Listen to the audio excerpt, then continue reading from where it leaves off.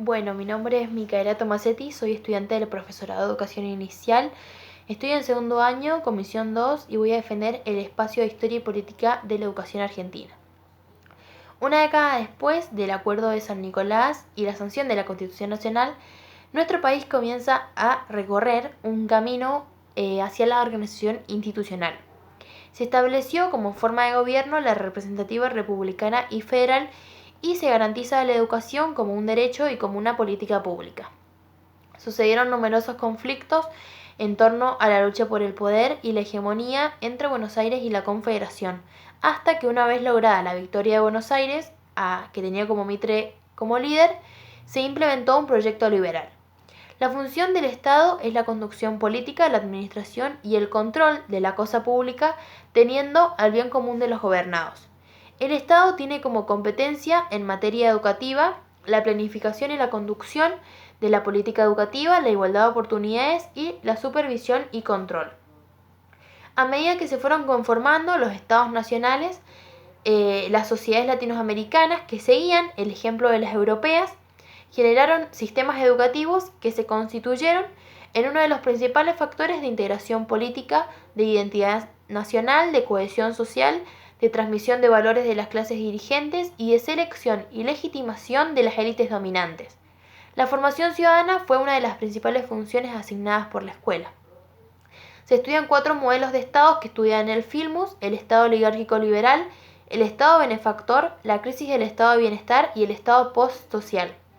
El estado oligárquico liberal, que va desde 1880 hasta 1916, lleva ese nombre por el compromiso estratégico que tenía con la clase social dominante en ese periodo, quienes eran los propietarios de los campos en los que se producen los bienes de exportación. Este estado oligárquico se va a ir construyendo a medida de su desenvolvimiento inicial, donde vamos a ver un estado que impulsa activamente una guerra de exterminio contra la población indígena que estaba destinada a dotar tierras para las explotaciones rurales. Primero, fue un proveedor de las condiciones básicas de las constituciones de relaciones sociales capitalistas y luego va a tener la función de un garante externo sobre la continuidad de estas relaciones sociales.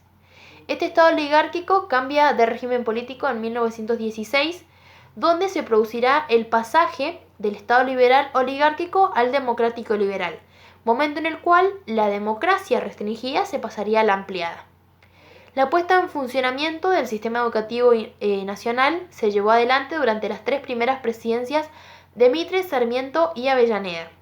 Al cabo de estos 18 años se desenvuelve un periodo formativo no solo del sistema educativo, sino de todo el Estado Nacional. La Ley 1420 de Educación Común, Gratuita y Obligatoria es una ley argentina promulgada el 8 de julio de 1884 durante el gobierno de Julio Argentino Roca. La ley estableció una instrucción primaria, obligatoria, gratuita y gradual, donde la obligatoriedad suponía la existencia que la escuela pública estuviera al alcance de todos los niños y que fuera un medio para poder acceder a un conjunto mínimo de conocimientos que estaban estipulados por la ley. El normalismo fue un gran movimiento educativo gestado por un gobierno oligarca inicialmente en la Argentina. Luego se expandirá la idea de un sistema educativo ideal por toda Latinoamérica. La ley de Avellaneda se promulga a mediados de 1885, donde se establecieron las bases en las que todas las universidades debían dictar sus estatutos sometidos a la aprobación por el Poder Ejecutivo. El estado de benefactor transcurre entre la finalización de la crisis de 1929 y la finalización de la Segunda Guerra Mundial, donde las sociedades occidentales recomponen un funcionamiento del sistema capitalista en un orden social, político y económico bajo una fórmula del estado de bienestar. El peronismo será visto desde amplios sectores como un vehículo en el cual se posibilita una experiencia política para expresarse a través del dominio del Estado. Se verifica una impronta modernizante en la economía que tenía como base a una industrialización que requería de un desarrollo tecnológico apropiado y en lo posible que estuviera ligado a los centros productivos nacionales. El gobierno de Perón fue un gobierno popular basado en 3 ejes o pilares: la justicia social, la independencia económica y la soberanía política. Acompañando la política general, la política educativa se estructura sobre tres ejes básicos: la expansión material, el asistencialismo y el adoctrinamiento.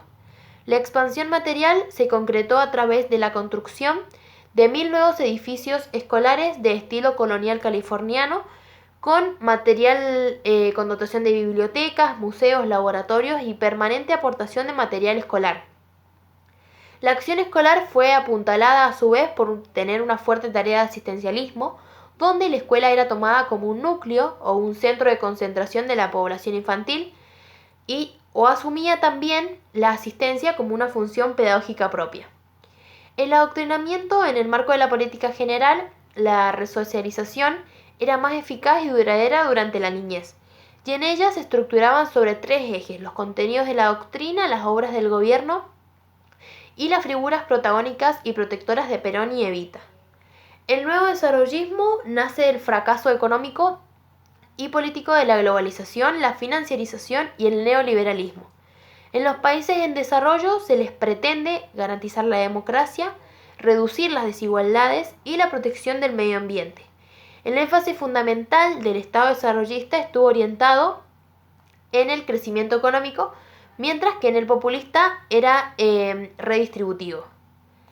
En 1966 y en la década del 70 se inicia la fase burocrática autoritaria del Estado. Los regímenes burocráticos autoritarios surgen en movimientos de fuerte activación política por parte de los sectores populares, que estuvieron percibidos por otros sectores como una amenaza. Los EVA se los caracteriza por la exclusión política y económica. Adoptan la forma inédita de un Estado militar que no dependía de un caudillo, sino que son producto de unas operaciones planificadas por los Estados Mayores de las Fuerzas Armadas. Estos regímenes militares eran partidarios del libre juego de mercado, al que se lo concebía como el ámbito por excelencia de la libertad individual. La educación jugó un papel político trascendente en este periodo. Aportaron garantizar en el orden social para poder realizar unas transformaciones planteadas, se generaron reformas en el sistema educativo en el sentido de la transmisión de valores y normas que garantizaran la vigencia de un modelo autoritario. La crisis del estado de bienestar, que comienza a producirse en las sociedades desarrolladas como una consecuencia de la globalización y el sometimiento de las políticas económicas, monetarias, laborales y sociales de cada país, han supuesto el fin de la autonomía del Estado para diseñar su propia política económica y sus sistemas de protección social. 3 gobiernos administraron la crisis del Estado benefactor en la Argentina: el gobierno peronista de 1973 a 1976, el gobierno militar de 1976 a 1983 y el gobierno radical de 1983 a 1989, donde todos priorizaron la función política de la educación. Los objetivos de la transformación del Estado que el gobierno militar se había planteado no fueron cumplidos, sino que el gobierno generó condiciones para que el Estado benefactor fuera irreversible. El estado de bienestar ya no se encuentra en condiciones de satisfacer necesidades y menos de los sectores más necesitados.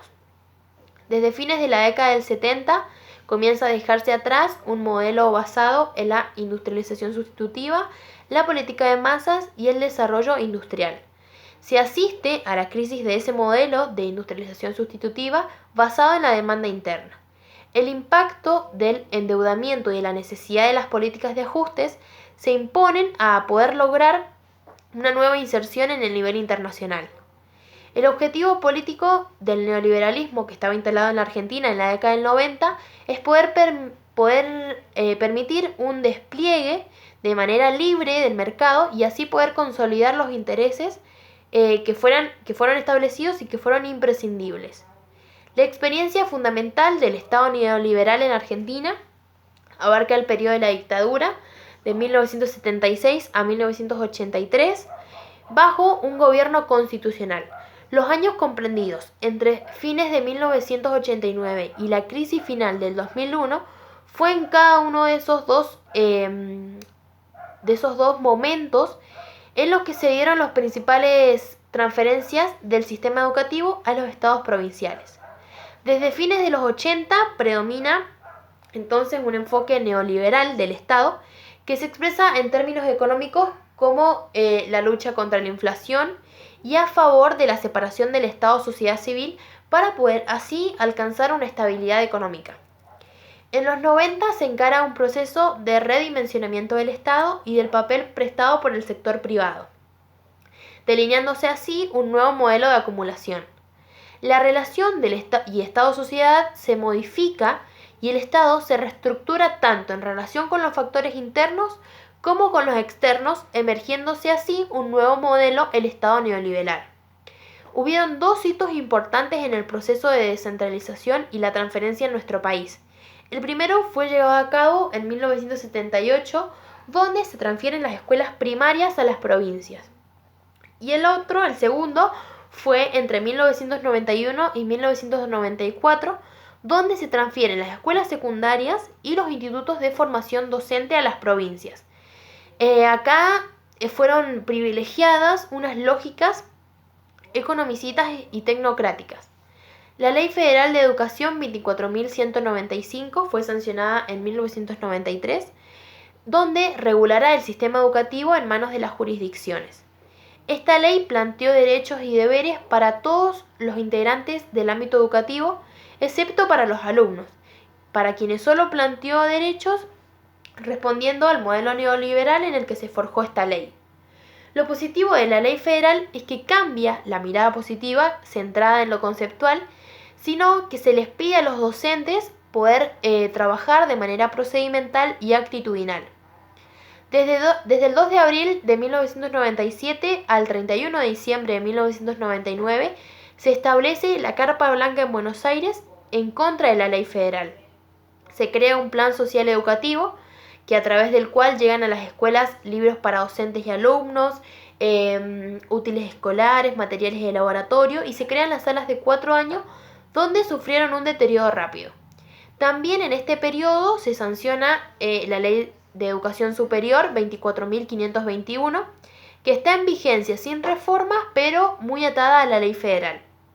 En la década de 1990 se consolida un bloque dominante en el que construyó un sistema de dominación político claramente hegemónico. En lo económico, se produjo una inédita concentración y centralización del capital, a la par de una extraordinaria traslación de los ingresos que tenían los sectores asalariados hacia los sectores concentrados de la economía. Los beneficiarios principales fueron los grupos económicos vinculados a las privatizaciones y al sector financiero. La renuncia del presidente Fernando de la Rúa provocó un hecho inédito en nuestro país. Se sucederán 3 presidentes antes de que en enero del 2002, por decisión de la Asamblea Legislativa y en cumplimiento de la Ley de Acefalía, asuma el senador Eduardo Duhalde como presidente de la República. Hacia inicio del 2002, la Argentina mostraba los signos de una recesión que ya casi duraba 4 años en el marco de una mega devaluación realizada por Eduardo Duhalde. En este clima se realizaron elecciones para elegir presidentes durante el año 2003, cuyo resultado obligó a que Carlos Menem, expresidente, y Néstor Kirchner disputaran una segunda vuelta. La renuncia del candidato Menem permite que Kirchner se consagrara como presidente de la República. Durante la presidencia de Néstor se produce un giro en la política económica respecto a la década previa. Se impulsará una política de derechos humanos que estará orientada principalmente a la derogación de las denominadas leyes de impunidad en modo de enjuiciar a los responsables de los crímenes de la lesa humanidad. Este periodo se caracterizará por la sanción de un conjunto de leyes fundamentales, la Ley 25.864, conocida como la Ley de los 180 días de clase, en el año 2003. Durante el año 2005 se sancionan 2 nuevas leyes, la Ley de Educación Técnica Profesional 26.058 y la Ley del Financiamiento Educativo. En el año 2006 se sanciona la Ley 26.206, denominada Ley Nacional de Educación, en reemplazo de la Ley Federal, y también la ESI. Finalmente se establece un sistema educativo con 4 niveles: inicial, primario, secundario y superior, y se extiende la obligatoriedad de asistencia hasta la finalización de los estudios secundarios. La Ley del Financiamiento Educativo establece un incremento en la inversión de la educación, ciencia y tecnología por parte del Gobierno Nacional, los gobiernos provinciales en CABA. Es importante esta ley, es que mejoró notoriamente la inversión, pero falta mejorar la calidad y la justicia. La Ley de Educación Técnica Profesional 26.058 fue sancionada el 7 de septiembre de 2005 y promulgada el 8 de septiembre de ese mismo año, bajo la presidencia de Néstor Kirchner, siendo ministro de Educación, Ciencia y Tecnología Daniel Filmus. Esta ley de ETP, como se la conoce, cambió el rumbo de la educación argentina. La Ley de Educación Nacional 26.206 es la legislación argentina que regula el derecho de enseñar y aprender en todo el territorio nacional. Reemplazó a la Ley Federal de Educación, que estaba en vigencia desde 1993, y permitió la reestructuración de las primarias y la secundaria y el fin de las políticas focalizadas. Y por último, la Ley de Educación Sexual Integral 26.150 se sanciona el 4 de octubre del 2006 y se promulga el 23 de octubre de ese mismo año, teniendo como objetivo garantizar la ESI en todos los niños, niñas y adolescentes. Ayuda a comprender el proceso de crecimiento y a poder sentirse acompañados en el desarrollo de la sexualidad y el cuidado de la salud. La educación sexual integral brinda herramientas para que las y los adolescentes puedan expresar sus emociones y sentimientos. Hasta acá llegamos.